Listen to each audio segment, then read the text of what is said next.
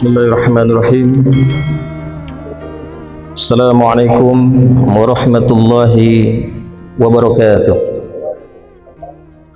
Alhamdulillahilladzi hadana lihadza wa ma kunna linahtadiya laula an hadana Allah. Asyhadu an la ilaha illallah wahdahu la syarika lah wa asyhadu anna Muhammadan abduhu wa rasuluh. Bapak, ibu-ibu sidang jamaah zuhur rahimakumullah, kembali kita bersyukur pada Allah Subhanahu wa taala pada siang hari ini. Alhamdulillah, Allah selalu memberikan rahmat, hidayah dan begitu banyak nikmat juga yang Allah berikan kepada kita, di antaranya nikmat iman. Alhamdulillah, hidayah masih bersama kita, sehingganya inilah kemudian memicu dan memacu kita untuk hadir di masjid ini untuk melaksanakan ubudiyah kepada Allah Subhanahu wa taala. Setiap usaha dan jerih payah kita dalam beribadah kepada Allah Subhanahu wa taala, mudah-mudahan itu menjadi amal soleh yang menguntungkan nanti di yaumil hisab. Kemudian salam kita kepada Allah buat Rasulullah sallallahu alaihi wasallam. Allahumma salli ala Muhammad wa ala ali Muhammad. Sedang jamaah zuhur rahimakumullah,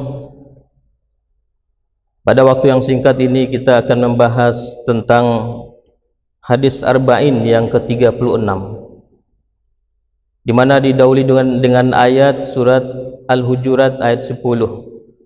Innamal mu'minuna ikhwah fa aslihu baina akhawaykum wattaqullaha la'alakum turhamun. Sesungguhnya orang beriman itu bersaudara, maka damaikanlah di antara mereka, bertakwalah kepada Allah, mudah-mudahan kita mendapatkan rahmat Allah. Dalam hadis juga sampaikan, al-muslimu akhul muslim, seorang muslim itu saudara bagi muslim yang lain. Maka jangan pernah kita khianati, kita zolimi ya dari hal-hal yang merusak mereka, karena itulah yang disebut dengan saudara. Maka di dalam hadis arba'in yang 36 yang cukup panjang hadisnya, tetapi kita tidak bahas semuanya. Hadis yang disampaikan an Abi Hurairah radhiyallahu anhu, an Nabi sallallahu alaihi wasallam qol man nafasa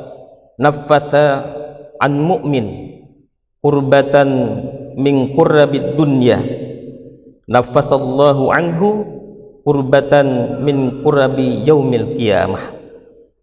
Dari Abu Hurairah radhiyallahu anhu, dan Nabi sallallahu alaihi wasallam berkata, man nafasa an mu'min, barang siapa yang membebaskan saudara mukminnya, qurbatan min qurabi dunya, kesusahannya di dunia, nafasallahu qurbatan min qurabi yaumil qiyamah, maka Allah akan membebaskannya dari kesusahan di hari kiamat. Lanjutan hadisnya, mayassara ala mu'sirin yasarallahu fid dunya wal akhirah. Jadi barang siapa yang memudahkan kesulitan saudaranya, maka Allah akan memudahkan kesulitannya di dunia dan di akhirat. Man satara musliman, barang siapa yang menutup aib saudaranya, satarallahu fid dunya wal akhirah, dan Allah akan menutup aibnya di dunia dan di akhirat. Wallahu, dan Allah senantiasa fi aunin abdi, dan Allah senantiasa membantu hambanya. Maka al-abdu fi aunil akhi, bagi hamba yang membantu saudaranya. Sidang jamaah zuhur rahimakumullah, tentunya sesama muslim adalah satu tubuh. Maka satu tubuh, ketika ada di antara anggota tubuh kita yang sakit, tentunya seluruh tubuh merasakan sakit. Dan begitu juga kalau ada di antara tubuh kita yang merasakan kebahagiaan, kesenangan, semua juga merasakan. Itulah mukmin, satu tubuh. Maka sidang jamaah rahimakumullah, hadis ini menyampaikan kepada kita, bagi mereka yang membebaskan kesusahan orang lain, maka Allah kemudian membebaskan dari kesusahan di hari kiamat. Dan barang siapa yang kemudian memudahkan dalam kesulitan, kemudian juga Allah memudahkan dalam kesulitan di dunia dan di akhirat. Maka ketika kita menghadapi kesulitan-kesulitan di dunia ini, bagaimana cara menyelesaikannya? Cara menyelesaikannya adalah kita selesaikan urusan orang lain, maka Allah akan menyelesaikan urusan kita.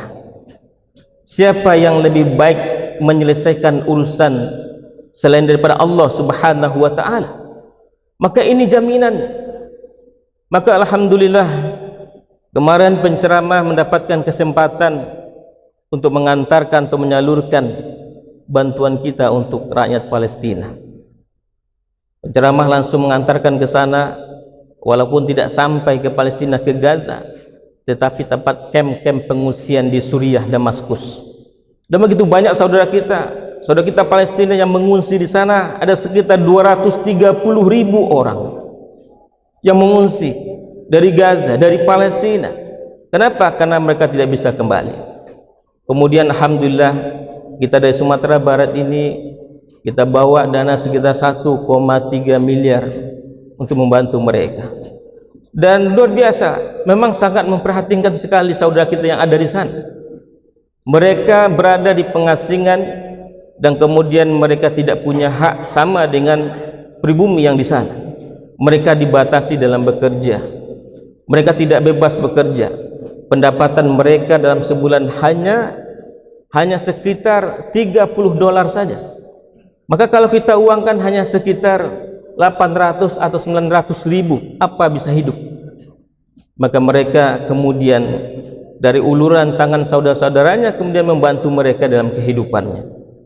Sidang jamaah zuhur rahimakumullah, dan ini pula yang memberikan kebahagiaan, senyuman kepada mereka ketika ada umat-umat yang lain, kaum muslimin yang ada di Indonesia, kepedulian kepada mereka.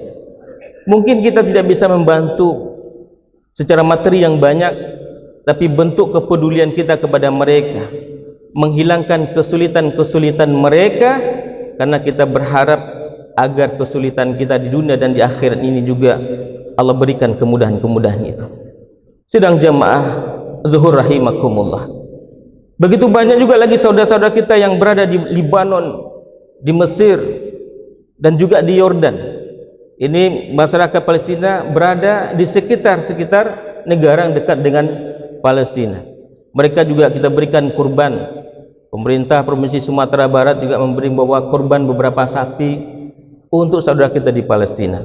Alhamdulillah, mereka nikmati. Dan di negara-negara itu tidak sama dengan kita di Indonesia. Kita setiap masjid dan musola berkurban. Alhamdulillah, semangat keagamaan kita luar biasa. Tetapi di sana kita tidak dapati semua masjid atau musola mengadakan kurban, tetapi hanya komunitas-komunitas saja. Maka kurban yang kita bawa ke sana sangat berarti bagi mereka, sampai antrian panjang untuk mendapatkan kurban. Sidang jamaah zuhur rahimakumullah, tentunya ini juga bahagian dari kepedulian kita dengan ayat tadi, innamal mu'minuna ikhwah. Sesungguhnya orang-orang beriman itu bersaudara, tidak dibatasi oleh negara, tidak dibatasi oleh geografis kita. Dimanapun mereka berada adalah saudara kita.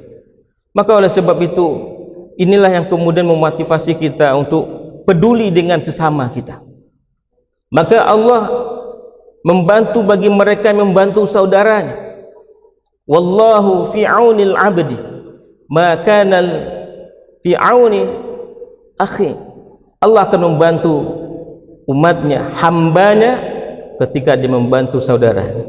Maka di dalam ayat lain dikatakan, in ahsantum li anfusikum. Sesungguhnya kebaikan yang kita lakukan itu untuk diri kita sendiri. Wa in asa'tum falaha.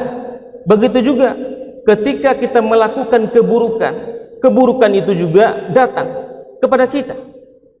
Maka tidak wajar rasanya ada kesombongan, ria dan bangga ketika kita membantu saudara kita. Kenapa? Membantu saudara itu sebenarnya membantu diri kita sendiri. Dan bagaimana kondisi kiamat itu? Hal ataka hadisul ghasiyah? Sudah sampaikah kabar tentang kiamat kepadamu? Wujuhu yauma izin khasi'ah, wajah-wajah yang tunduk terhina di hadapan Allah Subhanahu wa ta'ala. Maka kalau kita ceritakan kiamat itu luar biasa, maka bagaimana caranya untuk membebaskan kita dari kesulitan kiamat? Di antaranya adalah kita membantu saudara-saudara kita. Maka semua yang kita lakukan untuk kita sendiri, bukan untuk orang lain. Maka tidak wajar kalau kita sombong dan ria ketika kita membantu saudara kita. Diumpamakan seorang gubernur menyalurkan bantuan. Bukankah bantuan itu dari rakyat? Bukankah bantuan itu dari pemerintah? Gubernur hanya menyalurkan saja. Ketika kita dibantu oleh presiden, bukan presiden yang membantu kita, dia hanya menyalurkan. Begitu juga ketika kita dititipkan harta oleh Allah Subhanahu wa ta'ala, hanya dititipkan milik Allah, kita hanya menyalurkan saja. Maka tidak ada hak kita untuk sombong dan ria ketika kita sudah menunaikan kepedulian kepada saudara-saudara kita. Sidang jamaah zuhur rahimakumullah, mudah-mudahan kebaikan-kebaikan, kepedulian-kepedulian yang kita lakukan terhadap saudara-saudara kita hanyalah tujuan kita bagaimana keselamatan kita hidup nanti di dunia dan di akhirat. Demikian dapat saya sampaikan, mudah-mudahan bermanfaat bagi kita bersama. Lebih kurang mohon maaf. Al-haqqu min rabbik fala takunanna minal mumtarin. Subhanakallahumma bihamdika asyhadu an la ilaha illa anta astaghfiruka wa atubu ilaik. Assalamualaikum warahmatullahi wabarakatuh.